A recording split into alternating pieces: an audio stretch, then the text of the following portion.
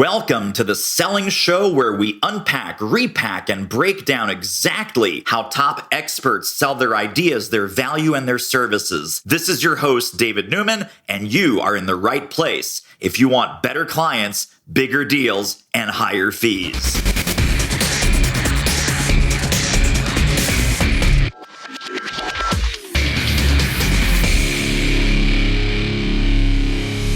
You know what you need right now? I think you need a LinkedIn makeover. That's what you need. But luckily, Donna Serdula is here from, you guessed it, LinkedInMakeover.com. Donna, welcome to the Selling Show. Hey, David. It's so great to be here with you today. Well, we have a lot to cover. So let's start with LinkedIn Makeover, but take us back to the beginning. Sort of give us the Donna Serdula journey and what brought you to the work that you're doing today and what were some interesting stops along the way. All right. Well, I joined LinkedIn back in 2005. Do you remember when you joined LinkedIn, David? I do. I think it was even before that. It was like 2003 or something. Oh, you were like the very first wave of users then. Well, I joined in 2005. I thought it was useless. I didn't see the point. It seemed absolutely like a huge waste of time. I eventually found myself in a totally different career in a very high-pressured sales environment. And that was when I started to use LinkedIn. And that was when I had my real epiphany, where when I was selling, I was like a reseller. So I was selling the exact same product as my competitors. And I had to figure out a way to differentiate, just so people would take my phone call. And I realized, I was the differentiator. So that was like a big light bulb went off there. And then that's when I had my real epiphany with LinkedIn, which was as I was cold calling, I was always checking people out.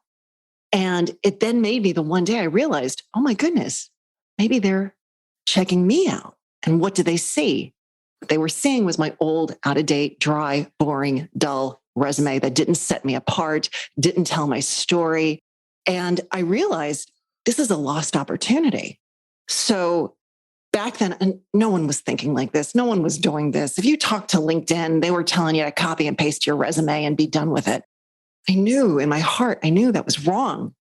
And so at that point, I started to optimize. I started to figure out how to do it, had amazing success.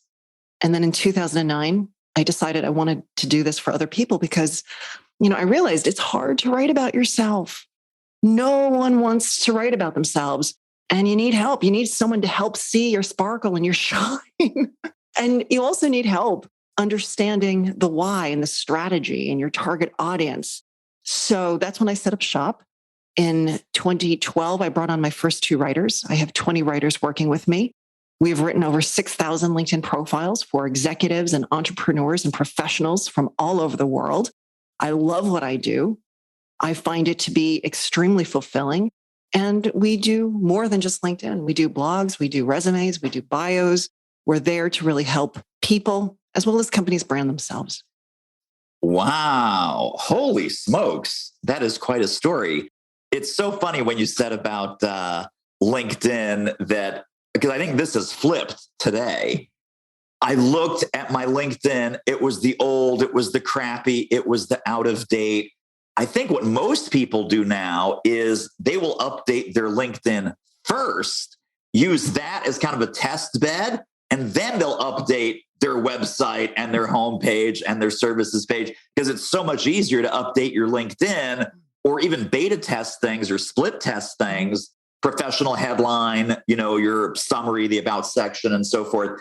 Tell us a little bit about, because I know that one of your areas of expertise of many is the right kind of LinkedIn profile. Yeah. And all the crazy profile mistakes that you see out there. So I'd love to hear about some of the crazy mistakes.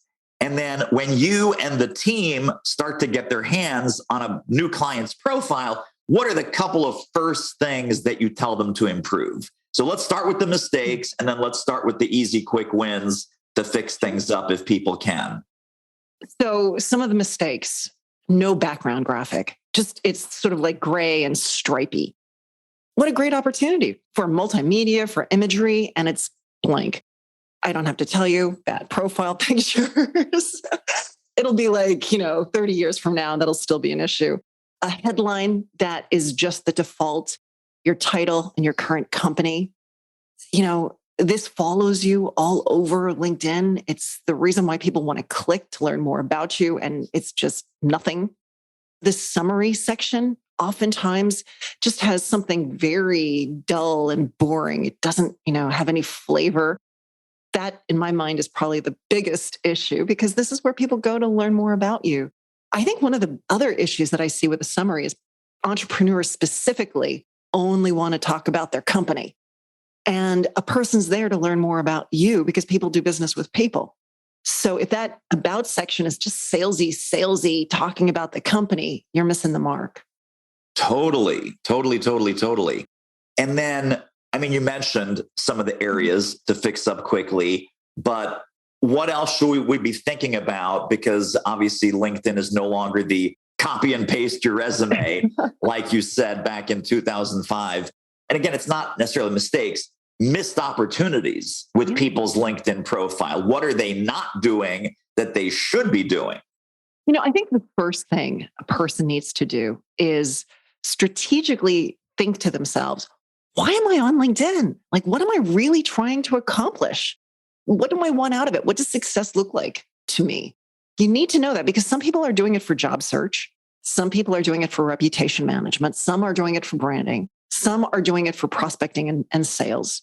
You need to kind of figure out, okay, where in here do I fit? And maybe you fit in multiple of those pieces, but you need to understand why, because the why is what's going to inform the content, right? So a lot of times I'll see, an entrepreneur who may have been in sales at one point and they never updated their profile. So it still looks like they're in job mode, or it still looks like they're in like old prospecting mode.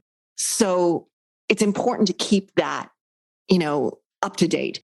The other thing is really thinking about your target audience. Who are they? What do they need to know about you? And even more important, if you want to get found for opportunity, like if you want to collide with searches, because there's a lot of people out there looking for someone like you. They just don't know you exist. And so oftentimes these people are going into LinkedIn and they're going, okay, I need a speaker. I need a service provider that whatever it might be. And they're putting in those keywords. Now, David, if your profile does not contain those keywords, you're not going to turn up. For sure. This used to be pretty easy. I remember back in the day, like when I first learned of this, I was like, this is like magic. This is amazing. So you would put a keyword like, marketing speaker, marketing consultant, leadership consultant, financial, whatever, super duper expert.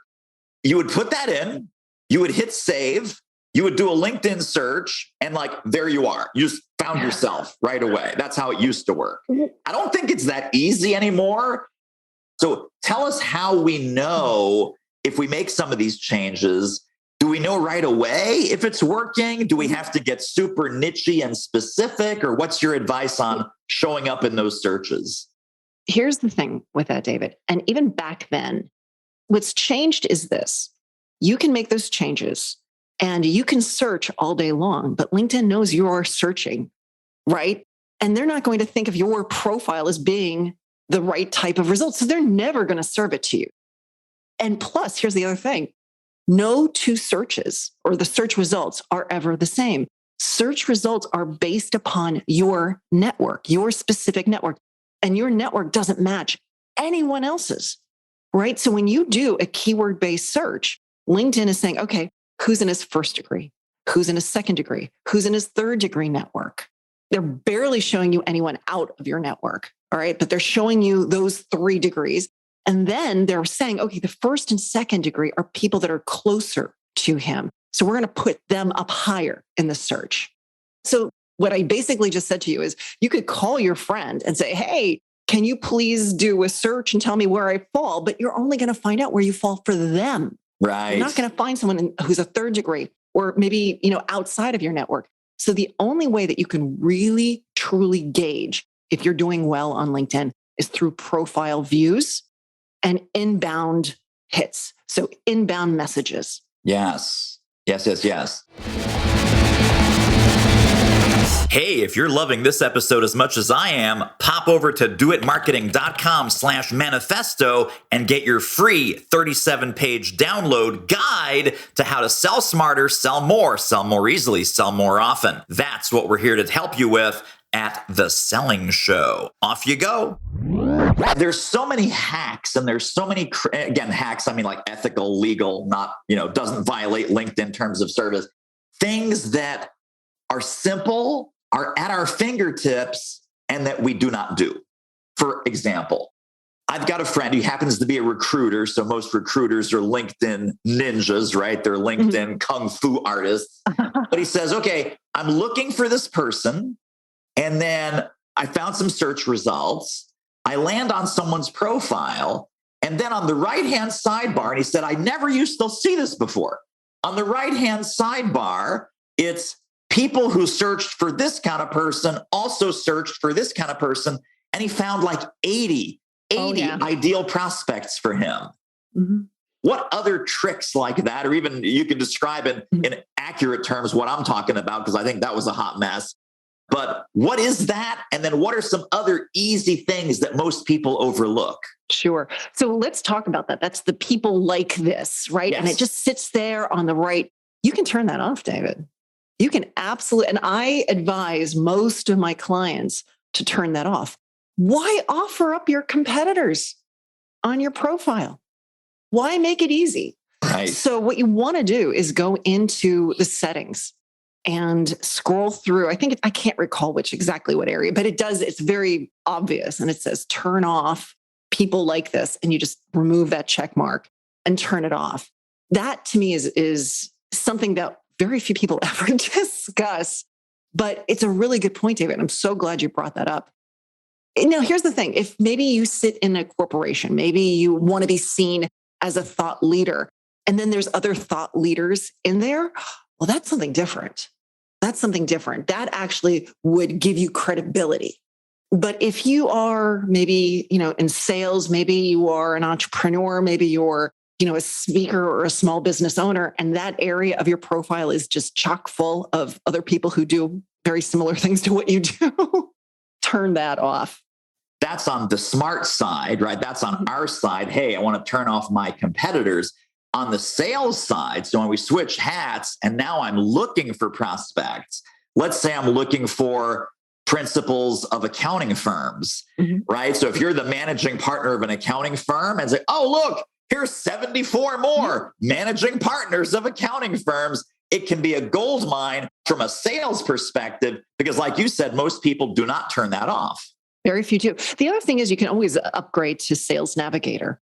They just came out with a whole new interface that really brings those similar, I think they call it leads, right up. It just surfaces it. I'll tell you a few other things that I think are really great with the LinkedIn profile that are relatively new. One, there is a funny thing is, if you only access LinkedIn on the desktop app, you're missing so much, because the mobile app, which is totally contrary to almost everything else. It's like, if you want the full robust, feature set, visit the desktop site. With LinkedIn, it's the opposite. You've got to get onto the mobile app because they have name pronunciation. So you can actually go in there. Now, David, you have a very easy to say name. Mine's a little harder, but there's some people who have very difficult to pronounce names. This is a fabulous way of just making it easier for a person to want to contact you, because you're just removing just that little element of confusion. So you just go into the mobile app, and when you go into the edit section of the intro card, there's a little speaker. You click it, you can say your name. It's 10 full seconds. You can actually give an elevator pitch. So that's a really nice feature. The other one that I like as well, which brings in that multimedia aspect, is the video cover picture. So within the profile picture, you can upload a video of yourself, introducing yourself. And when a person visits your profile, they see your profile picture, and then boom, a video of you appears. They don't hear you immediately. They have to click it, but it's impressive. And most people aren't using it. So there you have it. Those are two really easy, but fun and interesting. Yes. Items. Yes. Well, you bring up a great point about the video profile picture. What do most people do? Just like wave or make a little friendly face? Or what's the 10-second video pantomime that is good? It's actually, so 10 seconds is for the name pronunciation. Well, I'm sorry, The video is actually a full 30 seconds. And so sort of like take away that thought that you have of the old Facebook, animated GIF where you sort of just make a silly face. This is where you can come in and truly speak and say something of a level of depth because you've got a full 30 seconds. What's nice is LinkedIn is now giving prompts. So you can actually click and they'll tell you what to talk about. They'll say, hey, talk about more about your product, introduce yourself. They have like 30 different prompts. And so they're helping you come up with something to say. How about that? And so when you click on it, then you start to hear the audio, correct? So with a video, you have to be on your mobile app. You just press on your face. Just put your thumb against your smiling face on that profile picture. There will be a little like sub menu that pops up and it'll say add a video cover or a cover video. I think I'm inverting it. And then you click there and then you'll see there's a place where you can hit the record button. There's also a little area that says prompts. So you can click on the prompts. It's almost like a sticker from like Instagram or, whatever, but you can take that prompt and put it over your video as an overlay. And then you record the video and you can see what the prompt says. I hope that makes sense. No, totally. Well, I want to go a little bit sort of behind the scenes of the LinkedIn Makeover empire. Tell us a little bit about the different revenue streams. What are the different, because you mentioned them very quickly at the top, but talk about the different things that you sell, kind of break down what's on the menu of investable opportunities with you and the team. Sure. So most people come to us because they don't have the time, they don't have the inclination, they simply do not want to write about themselves. It's too hard. They sit too close. They feel awkward. Everything that they write, it just feels disjointed. It doesn't seem natural or authentic, and they know they need help. And in that situation, we have 3 levels of service for them. And of those 3 levels, they fill out a brief questionnaire. 2 of those services, I then get them partnered with a writer on my team. There is an upfront interview to talk, to learn more. From there, the writer then develops the profile from top to bottom. So we're removing that from our client. We develop the profile. At that point, once our client adores it, loves it, we will upload it for them. So again, we're taking that extremely time-consuming task off their back. Once it's uploaded and up there live, we then review it with them. We get them back on the phone to unveil it, to discuss it. And then with our 1 level of service, we actually get into training and strategy and really, basically give them the keys to ride this amazing sports car that we've constructed. That's for the LinkedIn piece. We also do resumes as well. We have online courses. So if a person wants to do it themselves, they can. And then in addition to that, we work with companies because a lot of times companies are saying, you know what? I want us to have a really cohesive, unified look. And when people are looking at us on LinkedIn, all of the employees look like they're looking. They don't look like rock stars. And so they'll bring us in to help with the executive teams, with the sales teams, with their partners, just really making sure that the message through those LinkedIn profiles is high level and it brings in, it injects a bit of the company brand as well. Gotcha. Now, there's a lot of talk, and I think for the last maybe 5, maybe even 10 years, this term social selling. And people that don't know anything about this, but they're like, yeah, I do social selling. And what they're saying is I spam people on LinkedIn. Oh, yeah. So what, in your mind, what is the differentiator between true social selling versus spamming people on LinkedIn? To me, social selling really should be called, relationship making. It's creating relationships. It's forging a bond. It's adding value. It's educating people. It's making sure that if a person is searching that, and you know this, I mean, I think it's maybe from one of your books. I'm positive you were the one that came up with this, but like people are coming to you already like 75% sold because they've educated themselves ahead of time. So it's creating that map to you and it's getting all of that stuff together. It's making sure that when a person is, enters into that level of, hey, I need something, you're the one that keeps popping up. You're the one that's interacting with them. You're the one that's easy to reach and they want to work with you. That to me is the whole social selling bubble. Yes. Let's talk a little bit more specifically about LinkedIn for sales. And especially, I want to go back to your, as a user before you became an expert, when you were doing kind of the heads down sales in that sort of commoditized business. And you realized, oh, wait a second, it's not commoditized because the differentiator is me, right? Mm-hmm. They get to work with me. I'm their salesperson. I will help them, guide them, shape their experience, advise them, etc. LinkedIn obviously has changed tremendously since 2005 when you were that young, sparky salesperson going to grab those leads. But let's talk about outbound. Let's talk about outbound on LinkedIn. Fast forward to 2022. What would you tell Donna Serdula 2005 if she had the LinkedIn 2022 tool set at her disposal? What should we be doing to target, connect with, and as you said, build relationships with people that we would like to have as our next client? It's funny because so much has changed. It really has changed. Back in the day, you had to connect with pretty much everyone and their brother if you wanted to be found and if you wanted to be heard. And I myself was very guilty of that. I mean, I've got like 30,000 first degree connections. And in some ways, I feel like that's my greatest mistake on LinkedIn is that I spread my network far too thin. And now I'm at a point where it's really a struggle to add connections because in order to add someone, I got to take someone away. And what really changed that was the follow button. And so to me right now, people should be talking more about, hey, I'm not going to connect with a person I don't know. I'll follow a person I don't know, but really keep that network strong and pure. That to me is something that has totally changed in my own methodology of how LinkedIn works.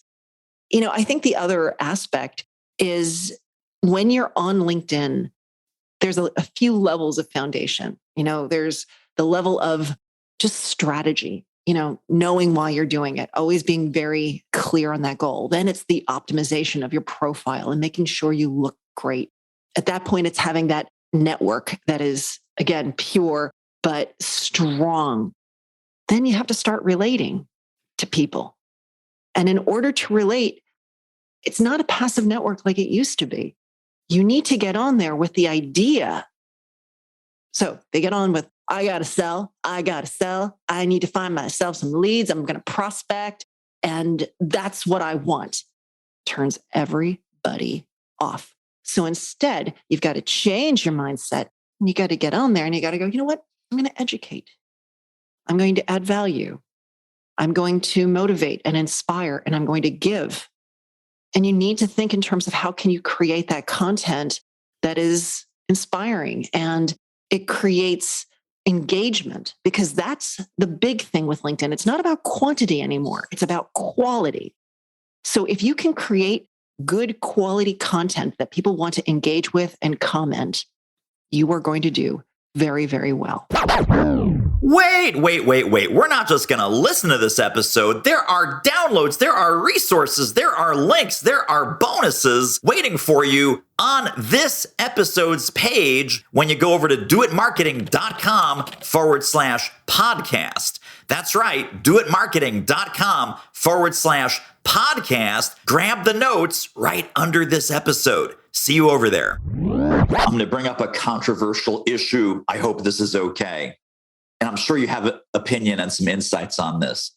People will do what you just recommend. but they'll sort of game the system. And they'll game the system by doing a LinkedIn pod, a LinkedIn promotion pod. Hey, Donna, anytime you post something, I'm going to like, I'm going to comment, I'm going to share because you're a friend of mine. When I post something, you're going to comment, you're going to like, you're going to share. And we're going to have 10, 12, 15, 20 people in our LinkedIn pod. And we're in this mutual promotion group. And we're going to hack the algorithm and we're going to show up in everybody's feed. And it's going to be awesome because your thing's going to have 20 comments and my thing's going to have 24 comments and her thing is going to have 19 comments. Number one, good idea, bad idea. And either way, does it even work? It doesn't work as well as it used to. It still works. And I don't think there's anything wrong. If you post something really great, I don't think it's wrong to go to a couple friends and say, hey, can you help me out here? Just like it and comment it. I'm not into the big structured pod. That to me is a little hanky. But, to say, hey, I just poured my heart out. Can you please help me a little bit? I think that's a beautiful thing. I really do. I think that's a beautiful thing. And especially when that person says, you know what, and I'm going to give you a thoughtful comment. That to me is important. Now, I'm glad you brought this up, David, because I don't know about what your feed is like on LinkedIn, but of late, my feed is full of oversharing, a weird level of vulnerable exposure of things that I don't know is really helping. And these posts have a lot of likes and comments. And sometimes when you see that, you start to feel a little bit bad, right? You're like, wait, my comments are only getting 5 or 10 or 20. And then you see these things that aren't really adding much to the conversation and they're exploding. It is. I mean, it hurts my feelings. So what kills me is I don't want that to mar anyone or make them. The truth, what you have to do is you have to say to yourself, and this is what the pods don't do. Am I getting anything from it? Am I helping people? Am I having really good conversations that are making people go, I learned something. And you may have to play a little small in the beginning. And maybe you have to always play a little bit smaller than those posts that are getting, 10,000, 10 million hits. Because honestly, I don't think those are the work of the real big pods. That's really what it is. Yeah, exactly. Well, and then, what's the business value of that? Right. Like, as you just said, what am I learning? What am I gaining from this when someone has these kind of fake, authentic, fake, vulnerable posts? And it's almost like, well, here's another thing. And we don't need to talk about this more than just my 2-second observation that in the last 3 years, LinkedIn has worked really hard to become more like Facebook. So this is my thought process here. And I agree that what LinkedIn wants is they want their LinkedIn feed to be sticky, right? They want people to stay. Yeah. And they want them to scroll and they want them to click on the ads. All right. We know that. Like, clearly that's what they want. And they also recognize that, just business posts aren't going to keep people coming back. Yeah. Right. Like, because LinkedIn has always been just not the sexiest of the social networks. It's the business social network, right? Right. So the only way to get people to keep coming back is to, get them to open up a little bit, to be a little bit more vulnerable, to be a little more personable. And I recognize that. But I also think when you look at the pandemic and you look at what occurred with the work from home, I think that was the bigger impact, the bigger pivot, because people suddenly weren't at the water cooler. So they needed to find a place where they could come and have those conversations. And then you look at the Zoom calls where suddenly you're looking into a person's house. And in some situations, you're sitting in their bed, you're seeing their kitchen table. There was this opening up. I mean, you were seeing into people's lives. Yeah. And so, of course, they're going to start talking about their kids and talking about other things and their hobbies and, opening up a little bit more. And I think that had a lot more to do with it. Yeah, for sure. Let me ask you, and again, we could go on for days and we'll have to have you back because we could literally go on for days. You want to connect with someone on LinkedIn and you do a little bit of digital stalking. Is it a good idea to kind of, before you send the connection request, look at what they're sharing, look at what they're liking, look at what they're commenting on, and insert yourself into those conversations. But like you said a few minutes ago, not just, hey, great post, hey, good thought, but really think about a thoughtful, generous, provocative, or intriguing comment on their comment, or just engage them in some way. Barbara, I really love what you said, because what we find is number one, number two, number three, and you are spot on. So tell us about the kind of converse before you connect. So there's two things here. One, a new feature, which is amazing, and that is the introduction of the bell on a person's profile. So let's say, David, there is a person that you've been targeting. You really want to befriend. You don't want to just immediately connect because you don't know them very well. And you want this to be a high level type of engagement. So what you do is you visit their profile. And of course, first see, are they active? Because a lot of people still aren't active. But let's, fingers crossed, this person is active. You hit the follow button. As soon as you hit follow, a little bell is going to appear in the upper right of their profile. You click the bell. If you click it once, you're going to get notified of their most popular top posts. If you click it twice, you're going to get notified of all of their posts.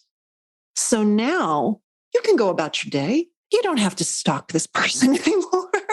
LinkedIn will do that for you. Wow. And when they do comment or they post, that you're going to see it in your notifications, and you could jump right in and start doing exactly what you laid out, which is beautiful. Yeah. How about that? Now, let's talk about connection request update 2022. It used to be that all these LinkedIn gurus, well, here's how to craft a message. Here's what to say. Here's what not to say. And now lately I'm hearing, you know what?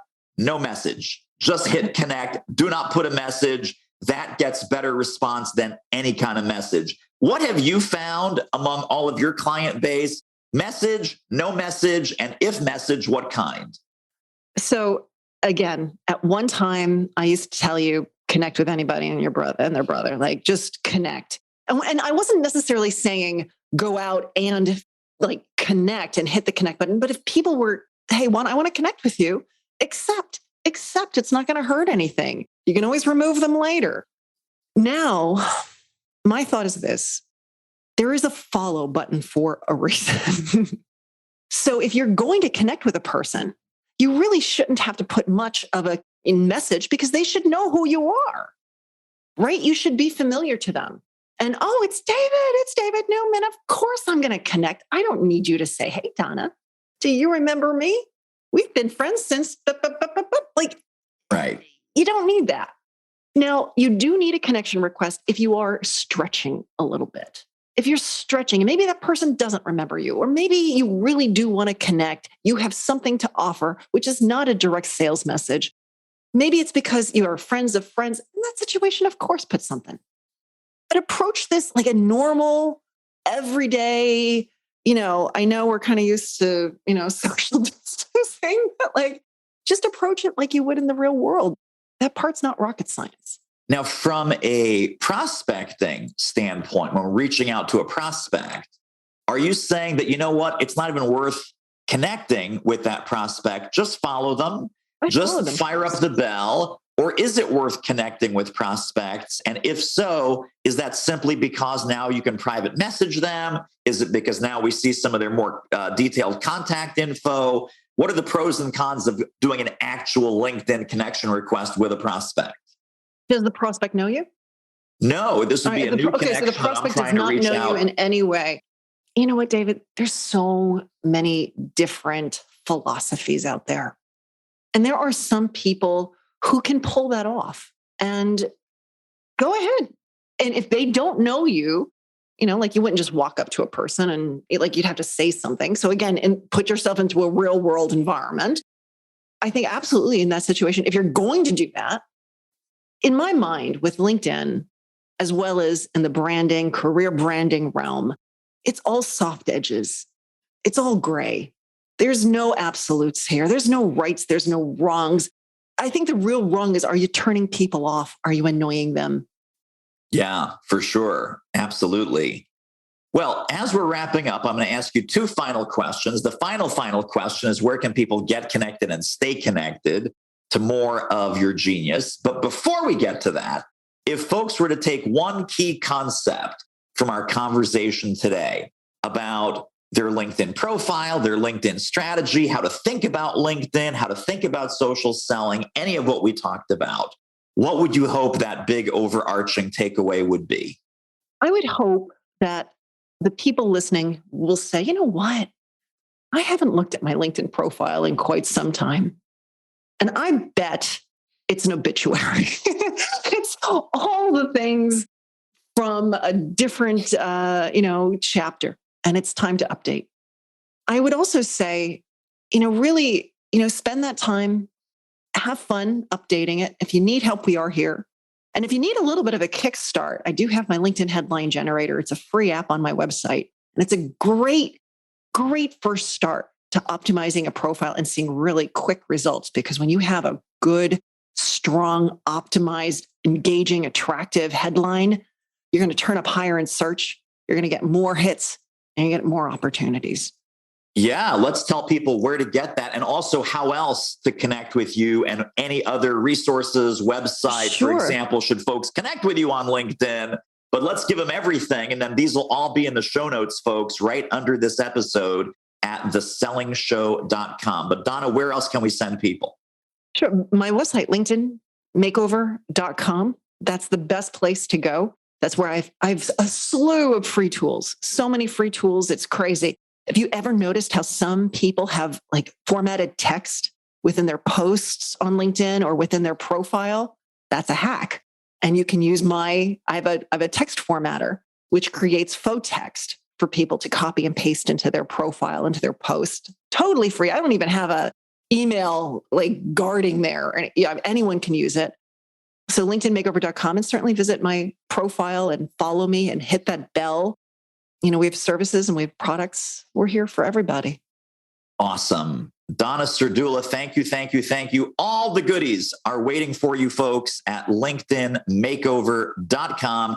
There are links in the show notes to take you straight over there. And Donna, thank you. We totally have to have you back. This was amazing. Thank you, David. And that wraps up another episode of The Selling Show. Hey, tell you what, if you like us, rate us and review us on Apple Podcasts, subscribe, tell a friend, go grab the notes and downloads and extras at thesellingshow.com. See you next time.